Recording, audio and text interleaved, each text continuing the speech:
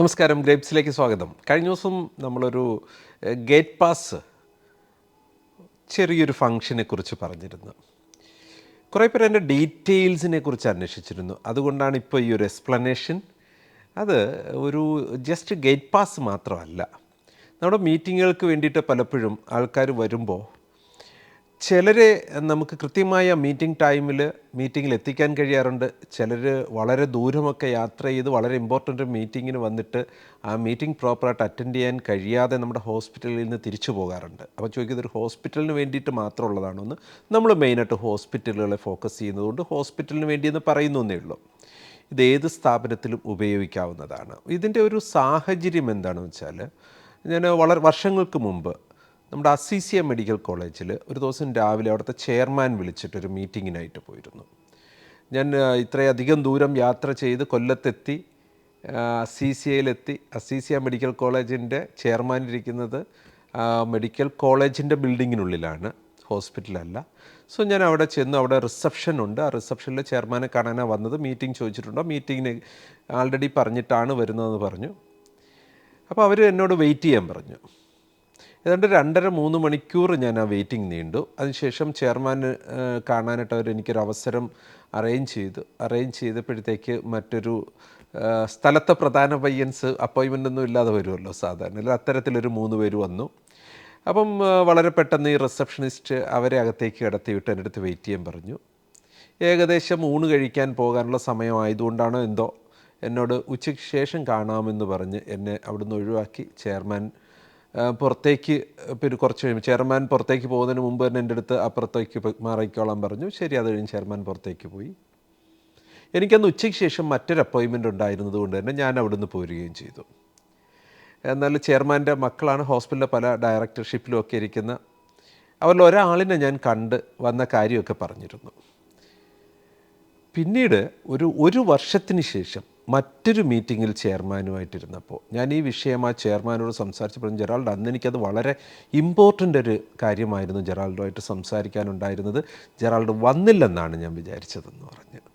അപ്പോൾ പലപ്പോഴും നമ്മുടെ ഹോസ്പിറ്റലുകളിലൊക്കെ സംഭവിക്കുന്ന ഒരു കാര്യമാണ്, റിസപ്ഷനിൽ അത് ഓർഗനൈസ് ചെയ്യാനിരിക്കുന്നവർക്ക് ആ മീറ്റിങ്ങിൻ്റെ ഇമ്പോർട്ടൻസ് അറിയാൻ കഴിയാതെ പോവുകയും ചിലപ്പോൾ വളരെ ഇമ്പോർട്ടൻ്റ് ഒരു മീറ്റിങ്ങിനെ ഇഗ്നോർ ചെയ്തുകൊണ്ട് അത്ര ഇമ്പോർട്ടൻ്റ് അല്ലാത്ത ഒരു കാര്യത്തിലേക്ക് അതിൻ്റെ സ്ഥാപനം നടത്തുന്ന ആൾക്കാരെ, അല്ലെങ്കിൽ സിഇഒയെ, മാനേജറെ, അല്ലെങ്കിൽ പബ്ലിക് റിലേഷൻസിലുള്ളവരെയൊക്കെ ഗൈഡ് ചെയ്യുന്ന ഒരവസ്ഥ സംഭവിക്കാറുണ്ട്. ഇത് കുറേ വർഷങ്ങൾക്ക് മുമ്പ് സംഭവിച്ചതാണ്. പക്ഷേ അന്ന് മുതൽ തന്നെ ഈ സ്ഥാപനങ്ങൾക്കുള്ളിലെ മീറ്റിങ്ങുകൾ പ്രീഫിക്സ് ചെയ്യപ്പെടുന്നതാണ് എങ്കിൽ അതിനൊരു ചാർട്ട് ഉണ്ടാവണമെന്നും, അത് റിസപ്ഷനിലും ഈ മീറ്റിംഗ് അറ്റൻഡ് ചെയ്യാനിരിക്കുന്ന ഒരു ഹോസ്പിറ്റലിൽ ഒരു ദിവസം എത്ര പേരാണോ മീറ്റിങ്ങിനെ ഹോൾഡ് ചെയ്യുന്നത് അവർക്കെല്ലാം അതിൻ്റെ ലിസ്റ്റ് കാണാൻ പറ്റണമെന്നും, ഇനി നമുക്ക് ഒരു മീറ്റിംഗ് റിക്വസ്റ്റ് ചെയ്യാൻ നമ്മുടെ വെബ്സൈറ്റിൽ കൂടെ തന്നെ ഒരു പോസിബിലിറ്റി ഉണ്ടാവണമെന്നും, അതിന് അപ്രൂവൽ കിട്ടുന്ന മുറയ്ക്ക് പോകാൻ കഴിയണമെന്നും ഒക്കെ ഉള്ളൊരു ചിന്തയുണ്ടായിരുന്നു. ഇപ്പം നമ്മുടെ സ്ഥാപനം തന്നെ ഇപ്പോൾ സാറ്റലൈറ്റ് മിഷനിലേക്ക് കയറിയപ്പോൾ സയൻറ്റിസ്റ്റുകളെയൊക്കെ നമ്മൾ കുറച്ച് ഇൻ്റർവ്യൂ നടത്തുന്നുണ്ട്, കുറച്ച് പേര് വരുന്നുണ്ട്. ഇത് മറ്റ് മീറ്റിങ്ങുകൾ പലതും നടക്കുന്നുണ്ട്. കാരണം ഈ റോബോസ്പേസ് എന്ന് പറഞ്ഞ വലിയൊരു പ്രോജക്റ്റിലേക്ക് നമ്മൾ മൂവ് ചെയ്തപ്പോൾ നമ്മുടെ മീറ്റിങ്ങുകളുടെ എണ്ണം വളരെ കൂടുതലാണ്. അപ്പോൾ നമ്മളുടെ സ്ഥാപനത്തിലും നമ്മൾ അത്തരത്തിൽ അറേഞ്ച്ഡ് ആയിരിക്കുന്ന മീറ്റിങ്ങുകളുടെ ഇടയിൽ നമുക്കൊരിക്കലും ഉപേക്ഷിക്കാൻ കഴിയാതെ പേഴ്സണൽ സൗഹൃദങ്ങൾ കൊണ്ട് വന്നു കയറുന്ന ആൾക്കാർ വളരെ അധികം സമയം ഈ മീറ്റിങ്ങുകളുടെ ഇടയിൽ എടുക്കാറുണ്ട്. അപ്പോഴാണ് നമ്മളുടെ ഓഫീസിലേക്ക് ഇത് പെട്ടെന്ന് നമ്മളിങ്ങനൊരു സൊല്യൂഷൻ പണ്ടേ ആലോചിച്ചിട്ടുണ്ടെങ്കിൽ അത് ഇംപ്ലിമെൻറ്റ് ചെയ്യുകയും അത് വളരെ എഫക്റ്റീവാണെന്ന് മനസ്സിലാക്കുകയും ചെയ്തിട്ടാണ് ഇപ്പോൾ നമ്മൾ ഈ ഒരു ഫംഗ്ഷൻ മറ്റ് ഹോസ്പിറ്റലുകളിൽ ഉപയോഗിക്കാനായിട്ട് ഇതൊരു പ്രോഡക്റ്റാക്കി ഇൻട്രൊഡ്യൂസ് ചെയ്യുന്നത്. നമ്മൾ ഈ ഒരു ഇത് സ്വതന്ത്രമായി വർക്ക് ചെയ്യുന്ന സംവിധാനമാണ്. ഗ്രേപ്സിൻ്റെ HMS ഉണ്ട്, അത് ഇൻറ്റഗ്രേറ്റഡ് ആയിട്ട് വർക്ക് ചെയ്യും, ഇല്ലെങ്കിലും കുഴപ്പമില്ല, ഇത് ഏത് സ്ഥാപനത്തിലും ഉപയോഗിക്കാവുന്ന ഒരു സൊല്യൂഷനാണ്. ഇത്രയേ ഉള്ളൂ. നമ്മൾ ഒരാളിനോട് ഇന്ന് രാവിലെ 10 മണിക്ക് മീറ്റിംഗ് പറഞ്ഞിട്ടുണ്ടെങ്കിൽ ആ മീറ്റിംഗ് നമുക്ക് ഷെഡ്യൂൾ ചെയ്യാൻ പറ്റും.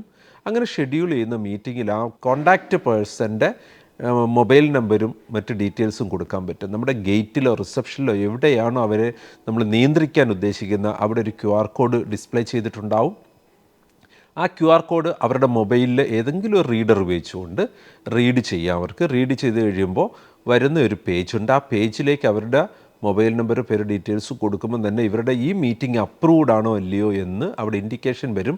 അതനുസരിച്ച് അവിടെ റിസപ്ഷനിലിരിക്കുന്നവർക്ക് അത് മാനേജ് ചെയ്യാം. ഇവർ നേരത്തെ ആണെങ്കിൽ നേരത്തെയാണ് വന്നിരിക്കുന്നത് എന്നുള്ള ഇൻഡിക്കേഷൻ, ലേറ്റ് ആണെങ്കിൽ ആ ഇൻഫർമേഷൻ വരുന്നുണ്ടാവും. എനിവേ നമുക്ക് വളരെ കൃത്യമായിട്ട് ആ മീറ്റിങ്ങിനെത്തുന്ന പാർട്ടിസിപ്പൻസിനെ മാനേജ് ചെയ്യാൻ പറ്റും. വളരെ സിമ്പിളാണ്. ഇതിന് പ്രത്യേകിച്ചൊരു സോഫ്റ്റ്വെയർ പഠിക്കുന്ന രീതിയിൽ ഒന്നും പഠിക്കാൻ ഇതിനില്ല. നമ്മുടെ ആൾക്കാരത് ഇൻസ്റ്റാൾ ചെയ്ത് തരാനായിട്ട് നിങ്ങളുടെ വെബ്സൈറ്റിൽ പലപ്പോഴും ഇത്തരത്തിലുള്ളൊരു ഫംഗ്ഷനൊന്നും എഴുതാൻ പറ്റാത്ത വെബ്സൈറ്റാണ്, പ്രശ്നമില്ല. അതിനൊരു പ്ലഗ് ആൻഡ് പ്ലേ ഫംഗ്ഷൻ നമുക്കുണ്ട്. അപ്പം ഇത്തരത്തിലൊരു സോഫ്റ്റ്വെയർ ഉപയോഗിക്കാനായിട്ടൊരു 1 day ട്രെയിനിങ് തന്നെ ധാരാളമാണ്. ഓക്കെ, വളരെ സിമ്പിളായിട്ട് ഉപയോഗിക്കാൻ പറ്റുന്നൊരു ഫംഗ്ഷനാണ് നമ്മുടെ ഗേറ്റ് പാസ് എന്നത്. ഇത് മീറ്റിങ്ങുകൾക്ക് വരുന്നവരെ മാത്രമൊന്നുമല്ല, പല സ്ഥാപനങ്ങളിലെയും വിസിറ്റേഴ്സിനെ വളരെ റെസ്ട്രിക്റ്റഡ് ആയിരിക്കും. ഈവൻ നമ്മുടെ ഇൻ്റർവ്യൂകൾ നടക്കുമ്പോൾ ഇൻ്റർവ്യൂ അറ്റൻഡ് ചെയ്യാൻ റിയലി വരുന്നവർ 15 പേരോ 20 പേരോ ഉണ്ടാവും. പക്ഷേ ചിലപ്പോൾ നോക്കുമ്പോൾ 50-100 പേരുടെ ക്രൗഡായിരിക്കും. അനാവശ്യമായി വന്നു കയറുന്നവരെ റെസ്ട്രിക്റ്റ് ചെയ്യാൻ പറ്റും. ആ ഇൻ്റർവ്യൂവിന് വേണ്ടി രജിസ്റ്റർ ചെയ്തിട്ടുള്ളവർക്ക് മാത്രം ആ രജിസ്റ്റർ ചെയ്ത ടൈമിൽ എൻട്രി കൊടുക്കാൻ ഇത് ഉപകരിക്കും.